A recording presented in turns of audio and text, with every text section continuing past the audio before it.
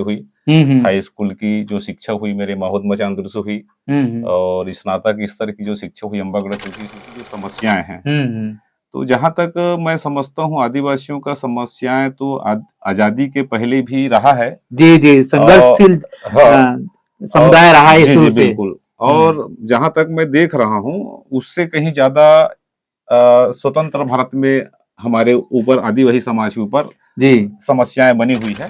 हक अधिकार के लिए आपको लड़ते दिखेंगे सड़कों में। तो ये जो वर्तमान में जो सरकार जो सत्ता में बैठी है, कहीं ना कहीं ये आदिवासी समाज की जो कल्चर है, जो संस्कृति है, जो परंपरा है, रूढ़ी है, प्रथा है, उनको खत्म करने के लिए ये बहुत सारी रचना रचते जा। हमें विकास से तो कोई आपत्ति नहीं है, विकास होना चाहिए बिल्कुल, पर आप आदिवासियों के उनके आशियाने को रौंदते हुए या उनके लाशों को ढेर करते हुए आप विकास करेंगे तो ये तो हमें गवारा नहीं। एक समय था जब हम पुरखों के साथ बैठते थे, बड़े बुजुर्गों के साथ बैठते थे, तो ये तमाम हमारी संस्कृति, बोली, भाषा, रीति नीति की चर्चाएं होती थी। जी जी जी। आजकल वो चर्चाएं होना कम हो गया है और ज्यादा चर्चाएं हो रही है जो वर्तमान में जो सत्ता में बैठे हुए हैं। वो लोग जो समस्या पैदा हमारे लिए कर रहे हैं, हम उसी के पीछे भागना शुरू कर अक्सर हुए कि छत्तीसगढ़ बनेगा तो यहाँ आदिवासियों का, खासकर आदिवासियों के साथ यहाँ छत्तीसगढ़ में रहने वाले तमाम SC ST OBC वर्ग हैं, उनके हित में काम होगा। ये सपने संजोकर लंबे समय से मांग रही और वो हमें मिला भी। लीजिए चाय तो पहले पी लेते हैं। टीवी के माध्यम से पता चलता है कि वहाँ के लोग काफी, जो आदिवासी लोग हैं खास करके, चाहे वो युवा हो, युवती हो, या बड़े बुजुर्ग हो, या कृषक वर्ग से हो, या लकड़ी लाने वाले लोग हों, जो दैनिक जीवन के लिए, रोजमर्रा के लिए जंगलों से निर्भर हैं, ऐसे लोगों को भी काफी वहाँ परेशान किया जा रहा है। सरकार जो लाई है वो गलत नहीं है, वो हमारे आदिवासियों के खिलाफ है और हमारे साथ गलत नहीं है कि गलत है? गलत है ये, हाँ गलत है। डिलिस्टिंग का जो सिस्टम लाया गया है वो गलत है। और डिलिस्टिंग हमारा ही क्यों भाई इस देश में, हम तो इस देश के मूल मालिक हैं, मूल बीज हैं, मूलवासी हैं हम लोग, तो हमें क्यों डिलिस्ट किया जाएगा? हमें क्यों डिलिस्ट? उसके पहले भी हम थे यहाँ पे और हम अभी भी हैं, हम पहले भी संघर्ष कर रहे थे, अभी भी संघर्ष कर रहे थे। हमारे समाज में भी, क्योंकि राजनीतिक षड्यंत्र के शिकार हो चुके हैं। हमारा आदिवासी समाज भी कहीं ना कहीं अलग अलग धड़ों में बटा हुआ है। कोई कांग्रेस के पक्ष में जा रहा है, कोई बीजेपी के पक्ष में जा रहा है। टाटा भील हो या बाबा साहब अम्बेडकर हो, सावित्रीबाई फुले हो या साहूजी महाराज हो, ऐसे तमाम जो हमारे सामाजिक चिंतक हुए हैं, विचारक हुए हैं, महान हस्ताक्षर हुए हैं, जो सामाजिक क्रांति का आंदोलन किए हैं और जिसके वजह से हम आज उस स्तर पे हैं। हाँ, हमारी स्थिति जो बेहतर हुई है, तो कहीं न कहीं हमें अपने पुरखों को, महापुरुषों को पढ़ना पड़ेगा और उनके जो पदचिन्ह है उन पे चलना पड़ेगा।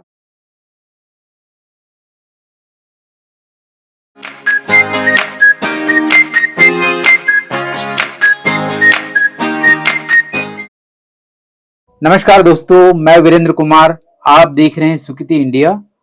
जैसा कि आपने पिछले वीडियो में देखा है कि हम लोग अभी जो सामाजिक कुरीतियां हैं, रीति रिवाज है, परंपराएं हैं, और साथ में जो है यह समाज अपनी संस्कृति के प्रति, अपने विचारधारा के प्रति कितना गंभीर है, इस पर हम एक सीरीज कर रहे हैं लगातार जो है। तो पिछला जो वीडियो था हमने जो माहौद में किया था वो आप लोगों ने देखा होगा।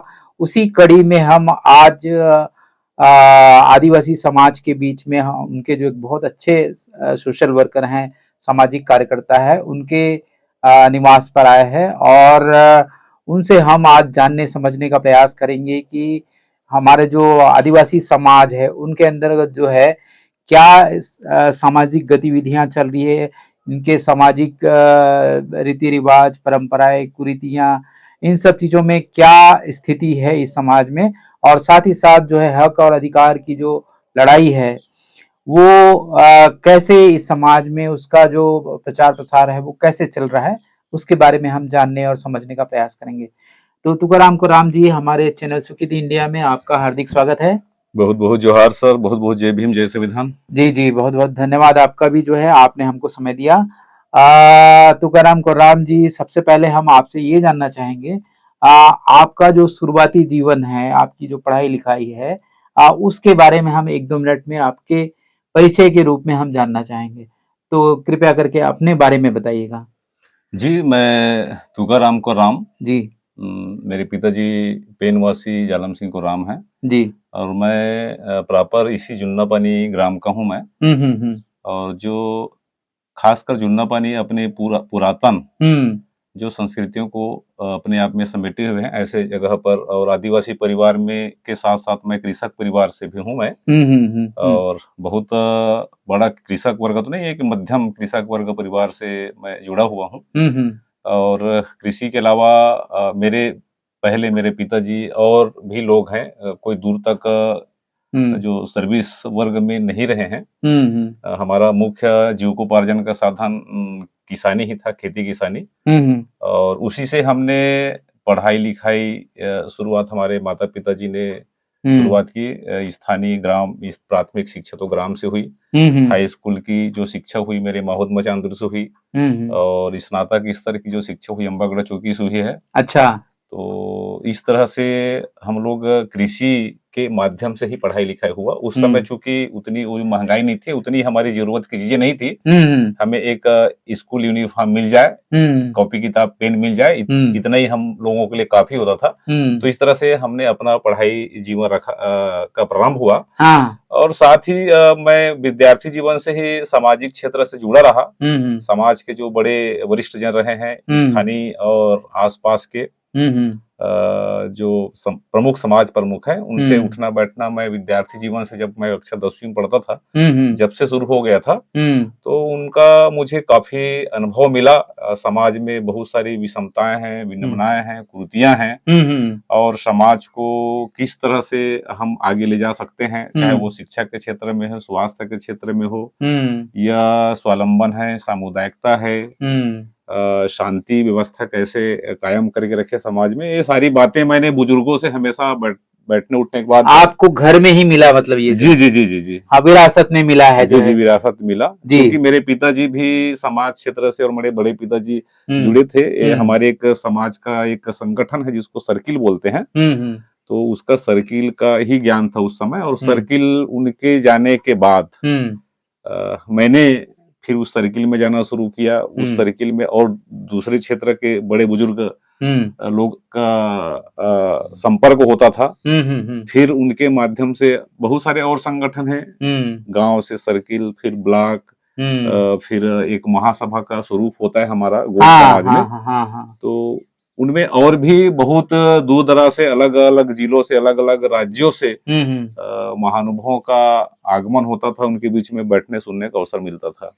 अच्छा, इस तरह से ये परंपरा चल गई, तो अभी तक चल रही है। जी जी जी, बिल्कुल ठीक है। राम जी, अगले सवाल में हम ये जानना चाहेंगे कि जो आदिवासी समाज है, उस समाज में अभी जो है मुख्य क्या क्या समस्याएं चल रही है, कौन कौन से ऐसे रीति रिवाज है, परंपराएं हैं, कुरीतियां हैं, जो कहीं ना कहीं आदिवासी समाज को एकजुट होने से रोक रही है, इसके बारे में थोड़ा बताइएगा। हाँ, ये बहुत महत्वपूर्ण सवाल है बुरकर सर जी।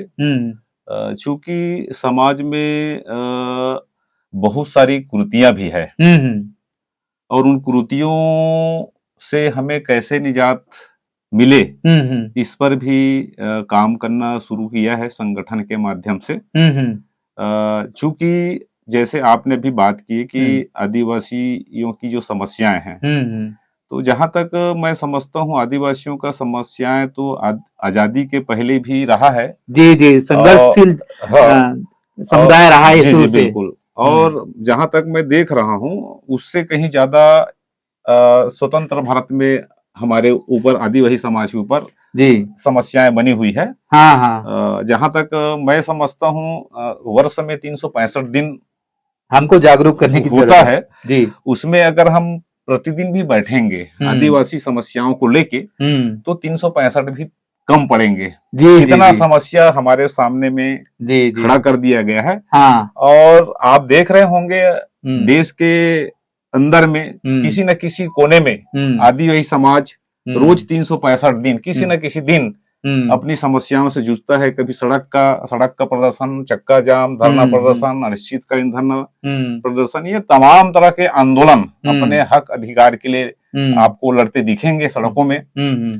तो ये जो वर्तमान में जो सरकार जो सत्ता में बैठी है, कहीं ना कहीं ये आदिवासी समाज की जो कल्चर है, जो संस्कृति है, जो परंपरा है, रूढ़ी है, प्रथा है, उनको खत्म करने के लिए ये बहुत सारी रचना रचते जा रही है।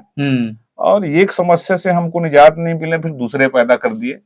तो उसमें हम इतना तो फर्क पड़ा है कि हमने उस आंदोलन में या यूं संवैधानिक समस्याओं के चलते हमने अपनी जो रोजमर्रा की जो जीवन यापन है, जो स्थानीय हमारी जो रूढ़ी प्रथा परंपरा है, उनको हम भूलते जा रहे हैं। अच्छा, हम समस्याओं से जूझना शुरू कर दिए और हमारी जो मूल सिस्टम है, जो व्यवस्था है स्थानीय ग्रामीण अंचल का, वनांचल का, या हमारे पुरखों से हमें जो मिला है, या मूल जो संस्कृति है उसको ये कह सकते हैं। जी जी जी हाँ। तो कहीं न कहीं इसको उस क्षेत्र से हमें डाइवर्ट करने की कोशिश की जा रही है। और उसके पीछे राजनीतिक कारण भी हैं। राजनीतिक कारण कहें तो क्योंकि आदिवासी अभी अपने जो मूलभूत समस्याएं हैं उनसे अभी लड़ नहीं पा रहा है।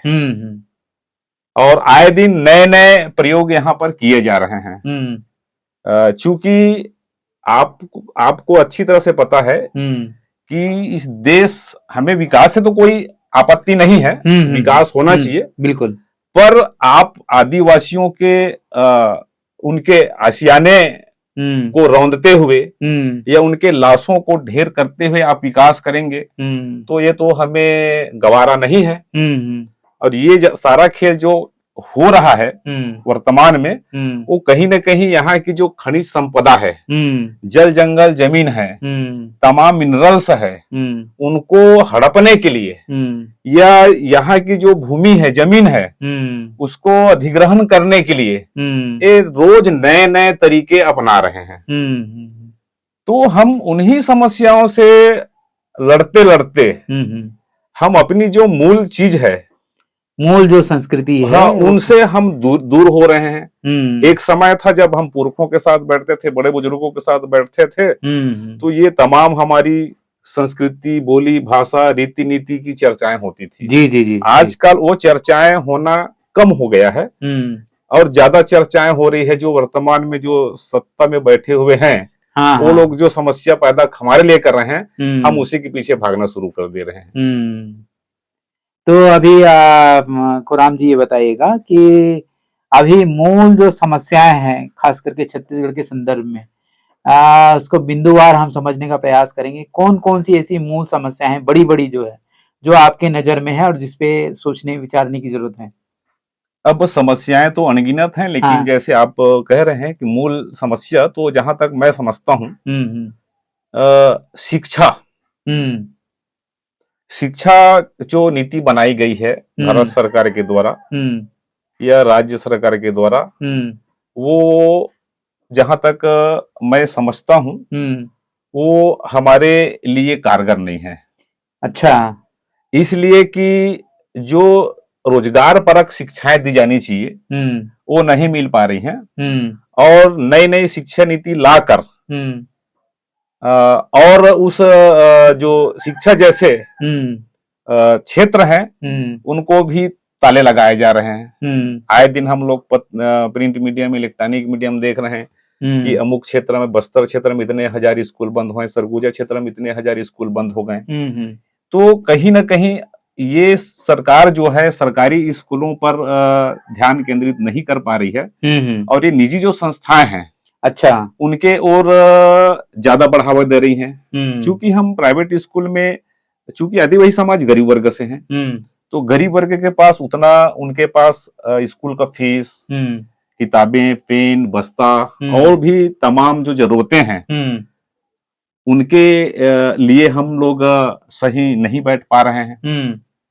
तो इसके वजह से हमारा शिक्षा में भी प्रभावित हुए हैं।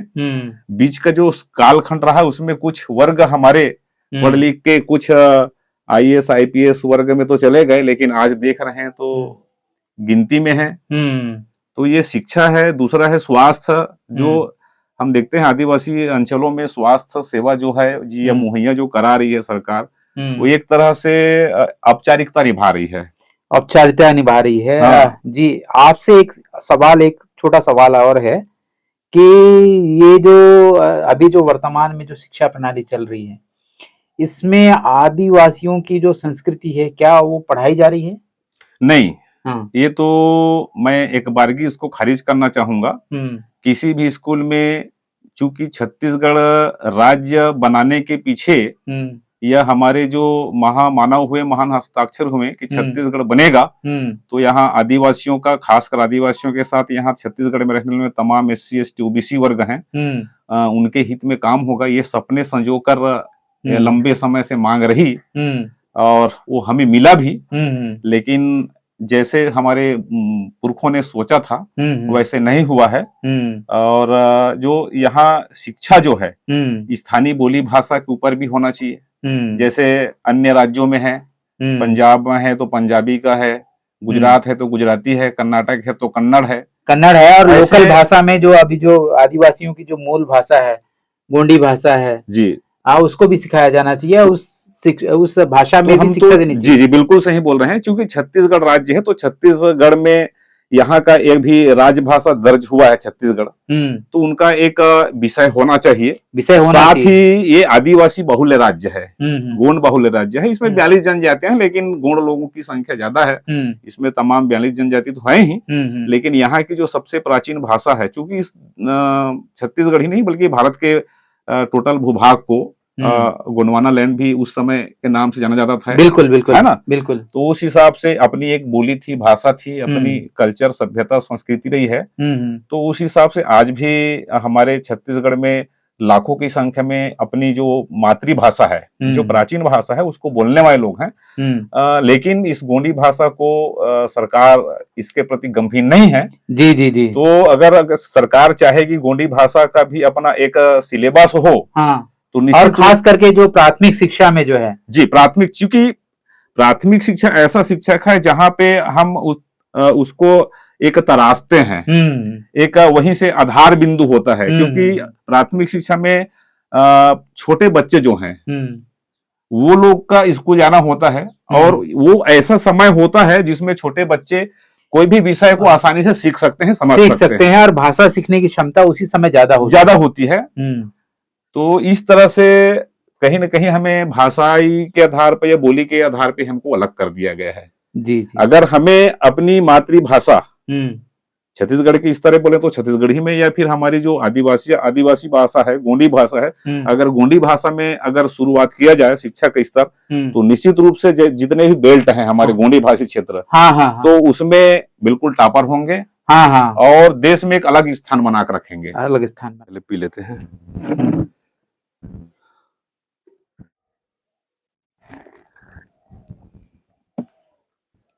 तो तुकाराम जी, आपने जो पहली समस्या बताई वो शिक्षा के बारे में बताई जो है, दूसरी और प्रमुख समस्या क्या है? तो जैसा कि अभी हम चर्चा कर रहे थे स्वास्थ्य के संबंध में, तो मैंने देखा है खासकर ट्राइबल क्षेत्रों में या वनांचल क्षेत्र में, वो आज के तारीख में तो सभी समुदाय के लोग निवासरत हैं यहाँ, और सभी एक दूसरे भाईचारा के। और हम देख रहे हैं कि शहरी क्षेत्र के अपेक्षाकृत तो वनांचल क्षेत्रों में जो स्वास्थ्य जो सुविधा है वो ठीक तरह से काम नहीं कर पा रही है।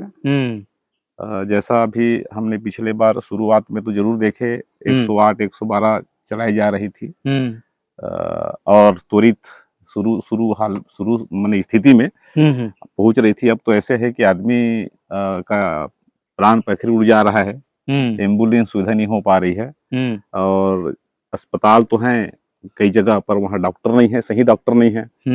तो सुविधाएं नहीं है। सुविधाएं नहीं है वहाँ। एक सिंपल सी बुखार के लिए आदमी को राजनांदगांव मेडिकल कॉलेज जाना हो रहा है, रायपुर जैसे महानगर राजधानी में जाना पड़ रहा है। ठीक है। तो वो सारी चीज, जैसे मोहला भी नया जिला बना है या बालोद नया जिले हैं, तो अभी जिलों में भी सही तरह से डॉक्टर्स नहीं है, या उनके इंस्ट्रूमेंट नहीं है, या तमाम और जो बाकी सुविधाएं हैं स्वास्थ्य से संबंधित, वो सुविधाएं वहाँ मुहैया नहीं है। अच्छा, अपना ये जो मोहला मानपुर क्षेत्र में जो है और आदिवासी, ये तो आदिवासी बहुल एरिया है, तो उस एरिया में आपको कोई समस्या है ऐसा कुछ? नहीं, अब जैसे समस्या तो है, ये अलग अलग क्षेत्र में अलग अलग, चूंकि मोहला मानपुर एक नवीन जिला भी है, और मानपुर चूंकि संवेदनशील जिला के नाम जाना जाता है, खासकर नक्सली अब के पता नहीं क्या क्या नाम दे रही है शासन प्रशासन, कभी अर्बन तो कभी क्या, तो नक्सल के नाम से वो क्षेत्र जाना जाता है, और उसका प्रभाव पड़ा है आदिवासियों के जनजीवन पे भी पड़ा है, रोजमर्रा के जीवन से लेके उनकी और भी बाकी की मौलिक जो मूलभूत चीजें हैं उनमें भी फर्क पड़ा है।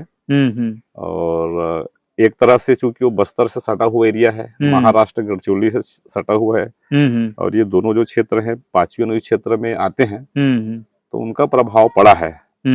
और वहाँ के लोग तो और भी बहुत ज्यादा, जैसे हम आए दिन देखने को मिलता है अखबारों के माध्यम से या समाचार पत्रों के माध्यम से या टीवी के माध्यम से पता चलता है कि वहाँ के लोग काफी, जो आदिवासी लोग हैं खास करके, चाहे वो युवा हो, युवती हो, या बड़े बुजुर्ग हो, या कृषक वर्ग से हो, या लकड़ी लाने वाले लोग हों, जो दैनिक जीवन के लिए, रोजमर्रा के लिए जंगलों से निर्भर हैं, ऐसे लोगों को भी काफी वहाँ परेशान किया जा रहा है। अच्छा, तो एक तरफ तो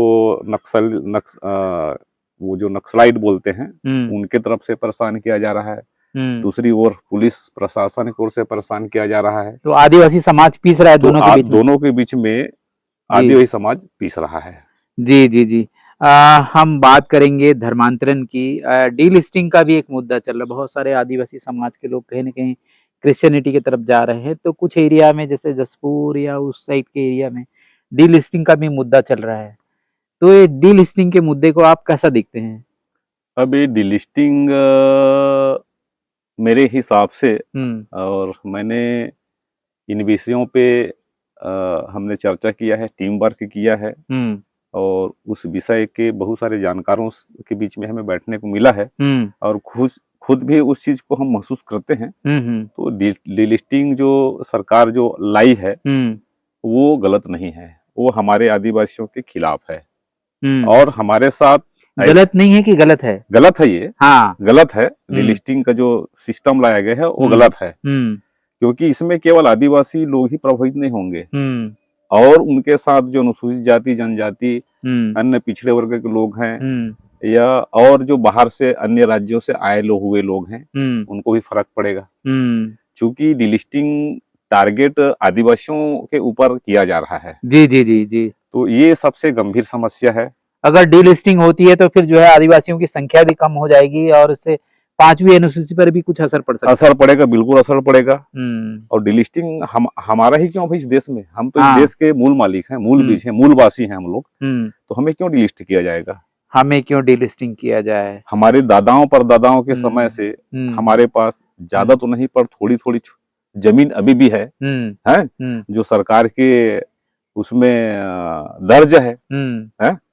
भाई ये तो जमीन तो सरकार, देश आजादी 47 में हुई, 50 में बाबा साहब ने संविधान बनाया, तभी से देश चल रहा है क्या? नहीं चल रहा है। देश तो पहले भी चल रहा था ना, जब अंग्रेज शासन थे, मुगल आए, शाक आए, हून आए, आर्य आए, तमाम लोग आए, उसके पहले भी हम थे यहाँ पे, और हम अभी भी हैं हम, पहले भी संघर्ष कर रहे थे, अभी भी संघर्ष कर रहे थे।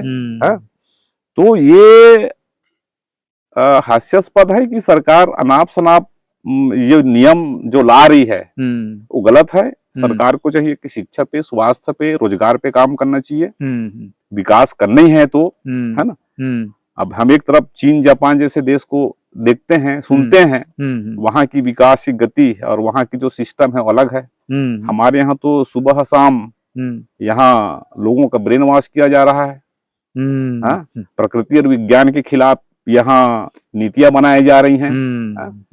तो ये जो सिस्टम है ये गलत है, और डिलिस्ट करने का मतलब वही कुल मिला के अगर देखें गहराई से तो उनको राजनीति से लेना देना नहीं है। उनको यहाँ की जमीन पे नजर है। राजनीति एक बहाना है, जहां तक मेरे नजर में राजनीति एक बहाना है।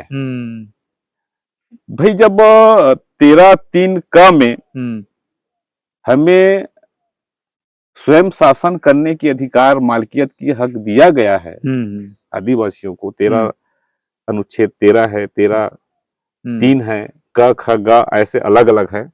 उसमें से उदाहरण के लिए 12 से 35 जो अनुच्छेद हैं उसमें हमको प्रोटेक्ट मिलता है, प्रोटेक्शन है।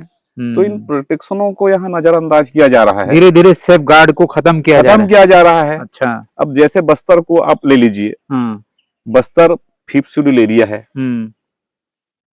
अब वहां हम देख रहे हैं, मैं आज ही का पेपर देख रहा था, वहां सेना के लिए क्या ट्रेनिंग सेंटर, अच्छा, या हवाई पट्टी ऐसा संचालित करने जा रही है। अभी अभी हमने सुना अयोध्या में 13,000 एकड़ जमीन राम जन्मभूमि के नाम से लिया गया था। अब पता चल रहा है कि वो बाबा रामदेव को दे दिया गया, और कौन को जितने बिजनेस उद्योगपति उनको दे दिया गया। तो वैसे ही करेंगे, तो कोई कैंप बिठाएंगे, सीआईएसएफ का, एसएफ का, बीएसएफ का कैंप बैठाएंगे, है ना। तो जब 5वीं अनुसूची है तो वहां पे आपने बिना ग्राम सभा की अनुमति के, और 5वीं अनुसूची मतलब बाहरी व्यक्ति वहां प्रवेश नहीं कर सकता। उस स्थिति में अनाप शनाप सरकार जो है बिल लाके वहां के लोगों को प्रताड़ित करने का जो काम कर रहे हैं ये गलत है। तो वैसी ही ये अभी जो डिलिस्टिंग वाली बात है, जैसे सुन रहे हैं डिटेंशन सेंटर बन के तैयार है, डिटेंशन सेंटर बन के तैयार है, जो आज जो जेल के बारे में हम लोग सुनते हैं उससे भी वो खतरनाक स्थिति करके। तो कहीं न कहीं इस देश में, आजाद देश में, हम गुलामी की तरह से जीवन यापन कर रहे हैं। एक तरह से गुलाम बनाए हुए हैं। पूरे कारपोरेट जगत हावी है इस देश के अंदर में, और खासकर कारपोरेट का नजर केवल आदिवासी बहुल्य क्षेत्र में है। जी जी जी। तो ये बड़ा ही चिंताजनक विषय है। और केंद्र में आजादी के बाद से जब से चुनाव संपन्न हुआ है इस देश में, 67-68 साल होने को जा रहा है, सत्ता में कांग्रेस और बीजेपी की सरकार बनती हुई आ रही है, पर दोनों सरकार इसके प्रति गंभीर नहीं है। सर, हम आगे बात करते हैं। अब हम जो है आंतरिक मजबूती की बात करेंगे। समाज को ताकतवर बनाने के लिए आंतरिक रूप से समाज को मजबूत करना पड़ेगा। तो उस संबंध में जो है समाज में किस तरह की चुनौतियां आप लोग के सामने हैं? अब चुनौतियां तो बहुत बड़ी है बुरकर साहब, क्योंकि ऐसा विकट समस्या पैदा किया जा चुका है, और उसके हिसाब से हमारा समाज अभी परिपूर्ण रूप से परिपक्व नहीं है। चूंकि अभी भी शिक्षा की रोशनी कई ऐसे क्षेत्र हैं जहां नहीं पहुंच पाई है। अभी चर्चा कर रहे थे स्वास्थ्य की, क्योंकि आदमी को स्वस्थ रहना है, और तो उसके लिए हमें अच्छा पोषण आहार भी मिलना चाहिए। अभी देख रहे हैं हम लोग कि बस्तर का पोषण आहार कहीं और जा रहा है, और हम रोज दिन काम कुपोषण पे चर्चा कर रहे हैं। रोज पोषण आहार दिया जा रहा है, वितरण किया जा रहा है। तो ये सबसे तो पहली तो वही है कि हमें अपने आप मजबूत बनने के लिए हमको स्वस्थ पोषण आहार मिलना चाहिए।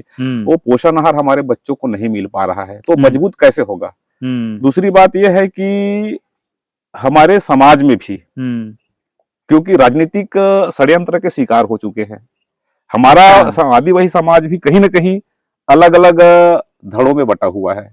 कोई कांग्रेस के पक्ष में जा रहा है, कोई बीजेपी के पक्ष में जा रहा है, और हम उसी की इशारे पे चले जा रहे हैं। कुछ वर्ग हमारा समाज उधर जा रहा है, उधर जा रहा है। लड़ाइयां हम कोई ऐसा नहीं है कि हमने किसी भी सरकार के साथ समर्थन में कभी उतरे हैं, हमने सरकार के खिलाफ ही उठे हैं। कांग्रेस की सरकार भी रही है, तब भी हम उनके खिलाफ खड़े हुए, लामबंद हुए। बीजेपी की सत्ता जब भी आती है तब भी आदिवासी समाज सड़कों पे उतरता ही है। तो ये जहां तक हम देख रहे हैं एक आंदोलन के रूप में इकट्ठे हो जाते हैं, भीड़ इकट्ठी हो जाती है, लेकिन भीड़ सिर्फ एक दिन एक घंटे के लिए दिखाई पड़ती है। उसके बाद वहां से घर वापसी पर लौटने के बाद कहीं ना कहीं सब अपने अपने खेमे में, अपने अपने बिल में घुस जाते हैं। तो ये बड़ा दिक्कत है और इन्हें सामाजिक एकता में बहुत काम करने की जरूरत है। बहुत काम करने की जरूरत है और इसके लिए केवल हम बेटी रोटी के समस्या मान के हम संगठित है बोलेंगे तो गलत है। हमें वैचारिक रूप से और बौद्धिक रूप से सक्षम होना है, तो सबसे पहले आदिवासी समाज को एकजुट होना पड़ेगा। हाँ हाँ। जो 42 जनजातियां हैं इस देश के अंदर, इस छत्तीसगढ़ के अंदर में, है ना, तो यह देश के अंदर में उसको एकजुट होना पड़ेगा। और कहीं ना कहीं जो हम पार्टी के चाटुकारिता कर रहे हैं उनसे हमको निकलना पड़ेगा और समाज के जो पढ़े लिखे जो वर्ग हैं उनको भी सामने आना पड़ेगा, जिन्हें हम लोग आज के तारीख में बौद्धिक रूप से और वैचारिक रूप से संपन्न है समझते हैं, जिसको हम लोग अधिकारी कर्मचारी वर्ग बोल सकते हैं। ये लोग भी कहीं ना कहीं गंभीर नहीं है। सेवानिवृत्ति के बाद समाज के नजदीक में आने की कोशिश करते हैं और वो भी कहीं ना कहीं उसके अंदर में स्वार्थ छुपा होता है कि मुझे कांग्रेस से टिकट मिल जाए, मुझे बीजेपी से टिकट मिल जाए। तो ये दिक्कत आ रही है और कहीं ना कहीं हमारा जो एक तबका है उससे जुड़ा हुआ रहता है, तो एक तबका उधर ही चला जाता है। तो अब हमें खासकर जो आज के तारीख में 2024 की स्थिति में 70% आबादी युवाओं की है, तो युवाओं में भी कहीं ना कहीं सब इधर उधर हाईजेक कर लिए गए हैं। अच्छा। जो विभिन्न राजनीतिक जो दल हैं वो हमारे युवाओं के ऊपर भी टारगेट करके रखे हैं। तो ऐसे युवाओं को हमारे चैनल के माध्यम से आप क्या कहना चाहेंगे? मैं युवाओं से यही अपील करना चाहूंगा, हमारे बड़े बुजुर्ग लोग, दादा परदादा लोग, पिताजी लोग जैसे थे, अच्छे थे, कम पढ़े लिखे थे, लेकिन समाज को व्यवस्थित और संगठित करके रखे थे और एक हुंकार पे कहीं पे इकट्ठे हो जाते थे। लेकिन जैसा शिक्षा का स्तर भी बढ़ा है, मैं नहीं कहता कि समाज में शिक्षा में सुधार नहीं हुआ है, लेकिन जितने ज्यादा हम शिक्षित हुए हैं उस हिसाब से समाज में सुधार दिखना चाहिए, वो नहीं दिख रहा है। इसलिए मैं युवाओं से अपील करना चाहूंगा कि आने वाला भविष्य आपके हाथ में है। अपने आप को कैसे सुरक्षित रखना है, आपके परिवार को कैसे सुरक्षित रखना है और आपकी जो दीर्घकालीन है, आने वाली जो आपके पीढ़ी होंगे, जो बाल बच्चे होंगे, वो कैसे सेफ रहेंगे, सुरक्षित रहेंगे, उस दिशा में काम करना पड़ेगा। केवल किताबी ज्ञान लेने से, स्कूल कॉलेज कर लेने से या अधिकारी कर्मचारी बन जाने से इस समस्या का निदान हो जाएगा, ऐसा नहीं लगता। हमें कहीं ना कहीं हमारे जो महापुरुषों की जो एक छत्र छाया रही है या उनके जो एक विचारधारा रही है, चाहे वो बिरसा मुंडा हो, गुंडाधुर हो, टाटा भील हो या बाबा साहब अम्बेडकर हो, सावित्रीबाई फुले हो या साहूजी महाराज हो, ऐसे तमाम जो हमारे सामाजिक चिंतक हुए हैं, विचारक हुए हैं, महान हस्ताक्षर हुए हैं, जो सामाजिक क्रांति का आंदोलन किए हैं और जिसके वजह से हम आज उस स्तर पे हैं। हाँ, हमारी स्थिति जो बेहतर हुई है, तो कहीं न कहीं हमें अपने पुरखों को, महापुरुषों को पढ़ना पड़ेगा और उनके जो पद चिन्ह है उन पे चलना पड़ेगा। और इसके लिए बकायदा हमें टीम वर्क करना पड़ेगा। तो युवाओं से चाहूंगा कि आप लोग स्कूल के अलावा, अगर आप विद्यार्थी हैं तो स्कूल के बाद भी और पूर्ण पढ़े लिखे लोग हैं तो आपको समय निकालना पड़ेगा, अधिकारी कर्मचारी भी समय निकालना पड़ेगा और जो जिसकी जिम्मेदारी है, जिस विषय में, जिस क्षेत्र में वो पारंगत है, वो सबकी सहभागी हो और इसको एक मूवमेंट, एक मिशन बना के, क्योंकि जो मनुवादियों की जो सोच है या उनकी पकड़ है हमारे नौनी हालों में है, जो छोटे छोटे बच्चों में है। आजकल हम देख रहे हैं देश के अंदर में तमाम तरह के निजी स्कूल संचालित हो रहे हैं, जहाँ पे हमें अपने कल्चर से भटकाने के लिए हमारे जो छोटे छोटे नवजात बच्चे हैं जो KG1 KG2 में जा रहे हैं, और बहुत सारे और संस्थाएं हैं, उसके माध्यम से हमारे कल्चर से भटकाने के लिए उन्हें अलग तरह के शिक्षा दी जा रही है। तो वही बच्चे आगे चलकर हमारे अगेन में खड़े होते हैं, हमारे खिलाफ खड़े होते हैं। तो इन चीजों को भी समझना पड़ेगा, बचपन से ही उनको अपने जो संस्कार है वो देना पड़ेगा। जी बिल्कुल। हाँ, ठीक है। अंत में जो है, आप जो है, जो युवा है खास करके, आपने बहुत सारे हमारे जो जन नायकों की बात की, जो है जो आदिवासी समाज में, बहुजन समाज में आए जो है। तो कोई ऐसा किताब रिफर करना चाहेंगे कि भाई हमारे जो युवा है उनको ऐसी कौन सी किताबें पढ़नी चाहिए जिससे उनकी संस्कृति, उनके जो जन नेता है, उनके जो महापुरुष है उनके बारे में उनको जानकारी हो? तो अगर कोई बुक अगर रिफर करना चाहे तो? नहीं, अब जैसे चूंकि आज हम चर्चा कर रहे हैं आदिवासियों के ऊपर या यहाँ के जो मूलवासी हैं, उसमें मैं SC ST OBC सबको लेना चाहूंगा। लेकिन चूंकि हम मूल रूप से सबसे शोषित पीड़ित अगर हैं इस देश के अंदर में तो आदिवासी हैं। और हम कल्चर की बात करें आदिवासियत को तो मूल जो है प्रकृति के प्रतिपादित सिद्धांत जो है ना, तो उसके हिसाब से मैं कहना चाहूंगा कि जो हमारे जो महापुरुष हैं, चूंकि हमारे लोग ऐसे कोई साहित्य कोई बना के तो नहीं गए हैं पहले, लेकिन कहीं ना कहीं जो कुछ ऐसे विचारक और चिंतक हुए हैं, जो साहित्यकार हुए हैं। नहीं, अभी बहुत सारे बुक्स अवेलेबल है। बिरसा मुंडा की किताबें हैं, भेल की किताबें हैं, जयपाल मुंडा जी को बहुत सारे लोग पढ़ते हैं, गुंडाधुर को पढ़ते हैं, सबकी किताबें करीब करीब आई गई। बिल्कुल बिल्कुल। तो मैं तो चाहूंगा कि चूंकि यहाँ देश के अंदर में अगर मेन पूरे दुनिया की जीविकोपार्जन के अगर साधन है तो जल, जंगल और जमीन है। दुनिया आसमान में भी चली जाएगी, उसको लौट के वापस धरती पे आना ही पड़ेगा।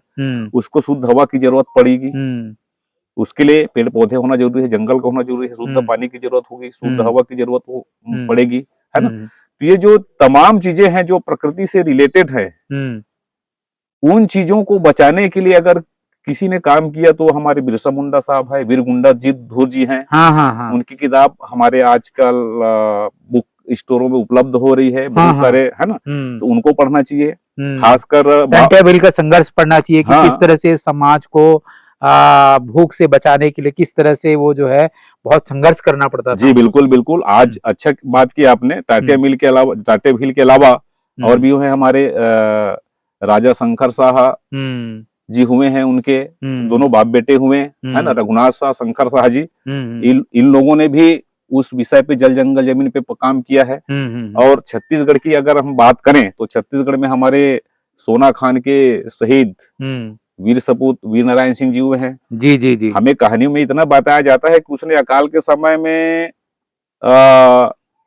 जो सेठ साहूकार होते हैं उनके जो अनाज भंडार है उससे लूटा गया है। ये जहां तक मैं सही नहीं मानता हूँ, कहानी इसमें जुड़ा हुआ है, क्योंकि जीवन और मृत्यु का सवाल है तो वो काम भी होना जरूरी है, वो हुआ। लेकिन मेन उसका ये था, आज छत्तीसगढ़ जो बना है, छत्तीसगढ़ में तमाम जो जल, जंगल और जमीन है, चाहे आप उत्तर से लेके दक्षिण तक चला जाइए छत्तीसगढ़ की, या पूर्व से आप पश्चिम तक, जो आज जमीन है जहां हम बैठे हैं वो वीर नारायण सिंह जी का देन है। जी जी जी। तो वो उसके लिए काम किया वो, तो ऐसे महापुरुषों को पढ़ना जरूरी है। और भी हमारे महापुरुष है, बहुजन महापुरुष हैं, वैचारिक प्रबलता लाने के लिए फूले अम्बेडकर मिशन, फूले अम्बेडकर को, है ना। तो जहां तक अम्बेडकर जी हैं, अम्बेडकर जी तो पूरे दुनिया के महामानव हैं, है ना। और उनने एक खास विशेष वर्ग के लिए नहीं बल्कि इस देश के तमाम वर्गों के लिए काम किया है, SC ST OBC माइनॉरिटी के लिए भी, और जो आज शोषक वर्ग बने हुए हैं उनके लिए भी उसने जगह बनाई। तो ये तमाम चीजें, तमाम जो हमें बना बुनाया मिला है, तो मैं समझता हूँ आज के तारीख में, चूंकि आज की जो लड़ाई है वो हथियारों की लड़ाई नहीं है, क्योंकि आज ज्ञान की लड़ाई है, नई नई मशीन गन और क्या क्या बोलते हैं, हमें नाम पता नहीं, उसका जमाना है। तो आज तीर धनुष तलवार से तो नहीं लड़ा जा सकता। तो आजकल स्वतंत्र भारत में सबसे बड़ी ताकत है, सबसे बड़ा हथियार है या तलवार का है तो शिक्षा का है, और शिक्षा में सबसे बड़ी ताकत है तो कलम है। जी जी जी। तो हमें, और ये देश जो है संविधान से चलता है, तो संविधान को हमें पढ़ना पड़ेगा, संविधान के बारीकियों को समझना पड़ेगा, और उनसे प्रेरणा लेकर या उनसे सीख कर हमें लोगों को बताना पड़ेगा, तब कहीं जाके हमारा समाज या हमारा युवा सामने आएगा। क्योंकि हमने देखा बचपन से, हमें रामायण गीता, रात और दिन रामायण गीता भागवत ये पुराण में उलझा दिए, हैं, और संविधान वो लोग पढ़ लिए, और संविधान पढ़ के वो लोग, आप देखते हैं एक डेटा आता है, राष्ट्रपति सचिवालय में इतने हैं, प्रधानमंत्री सचिवालय में इतने हैं, तो लगभग पूरे 90% में उन्हीं लोगों को कब्जा है। जो 85% जो बहुजन है उनका तो कहीं पे दिखाई नहीं था दूर तक। तो वो क्या है, उनको चूंकि पढ़ने लिखने का अधिकार उन्हीं लोगों को था, तो लोग पढ़ लिए, संविधान को पढ़ लिए, और उनको लगा कि हमको संविधान पढ़ने से कहाँ कहाँ फायदा होना चाहिए, वो लोग ले लिए। और हमें बेवकूफ बनाने के लिए फिर हमको बहुत विभिन्न कई तरह से काल्पनिक धर्म ग्रंथों को हमारे सामने परोस दिया। काल्पनिक धर्म ग्रंथों को आपके सामने परोस दिया। ये एक बड़ी समस्या जो है आदिवासी समाज और बहुजन समाज के बीच में भी यही समस्या है। और कोर्राम जी ने बहुत अच्छी बात की कि संविधान का ज्ञान जो है खास करके युवाओं को ऐसे विषयों पर जाना चाहिए, और आर्ट्स के जो सब्जेक्ट हैं, इतिहास है, भूगोल है, नागरिक शास्त्र है, और आगे चल करके जो है लॉ के जो कोर्सेस है, इसके तरफ भी आगे बढ़ने की जरूरत है, जिससे समाज में जो हक और अधिकार की जो लड़ाई है उस दिशा में वो समाज जो है उसको एक आधार मिल सके। ये एक बहुत उपयोगी होगा अगर ये जो हमारे जो युवा जनरेशन जो है अगर इस क्षेत्र में जाते हैं तो कोर्राम जी, आपने हमें हमारे चैनल को इतना समय दिया, इसके लिए बहुत बहुत धन्यवाद। और जी, और फिर कभी मौका मिला तो फिर अगले विषय पर हम बात करेंगे। फिलहाल अभी आपका बहुत बहुत धन्यवाद, थैंक यू वेरी मच। तो दोस्तों, ये वीडियो आपको कैसा लगा आप लोग कमेंट करके बताइएगा, और इस तरह के मुद्दों को जानने समझने के लिए हम लोग लगातार इस विषय पर लगातार काम कर रहे हैं। खास करके हमने आज जो बात की है वो रीति रिवाजों की, परंपराओं की, और कुरीतियों की, और भी जो आदिवासी समाज में और दलितों के बीच में जो समस्या है उसको लेकर के हम लगातार काम करते रहते हैं। तो आप लोग बने रहिएगा, और मिलते हैं अगले वीडियो में। बहुत बहुत धन्यवाद, थैंक यू वेरी मच, नमस्कार। नमस्कार, थैंक यू वेरी मच, जोहार जी, थैंक यू।